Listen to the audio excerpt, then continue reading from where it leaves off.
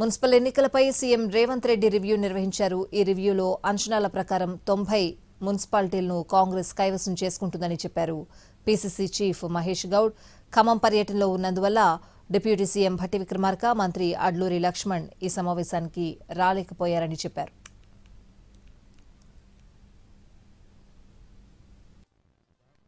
Municipal విషయంలో కొంత review చేసినారు. వారి వద్దన్న సమాచారం, మేమిచ్చిన సమాచారం ప్రకారం ఇవాళ సమాచారం దాదాపు 90% మున్సిపాలిటీలు కాంగ్రెస్ పార్టీ గెలుచుకుంటా ఉంది. అసలు ఒక రకంగా చెప్పాలంటే రానున్న మున్సిపల్ ఎన్నికల్లో కాంగ్రెస్ పార్టీకి ఏ పార్టీతో పోటీయే లేదు. అరకొర వార్డులలో కొన్ని చోట్ల బీజేపీ, కొన్ని చోట్ల టీఆర్ఎస్ తప్ప అసలు పోటీయే లేదు. ప్రధాన కారణం కాంగ్రెస్ ప్రభుత్వం ఇచ్చినటువంటి సంక్షేమం, అభివృద్ధి దిశలో ప్రజలు సంతృప్తిగా ఉన్నారు. మెజారిటీ మున్సిపాలిటీస్ మేము గెలుచుకుంటాం.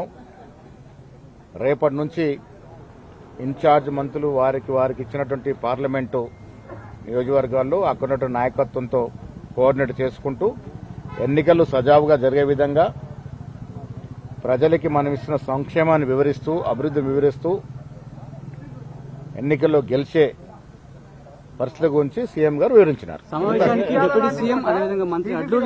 డిప్యూటీ సీఎం గారు ఖమ్మంలో హెల్డప్ అయి ఉన్నారు. ఇప్పటికి ఇంకా ఆన్ ద వే ఉన్నారు.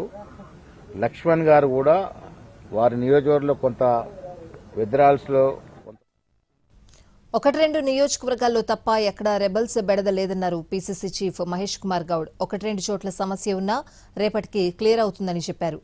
జగిత్యాల సమస్యను పరిశీలిస్తున్నామని, జీవన్ రెడ్డి ప్రెస్ మీట్ కూడా చూశామన్నారు. దీనిపై రేపు పరిశీలిస్తామని చెప్పారు మహేష్ కుమార్ గౌడ్. గద్వాల్లో పెద్దగా ఇబ్బందులు లేవని అన్నారు. రెబల్స్ అనేవి 1-2 నియోజకవర్గాలు మినహా ఎక్కడ రెబల్స్ బెడదలేదు.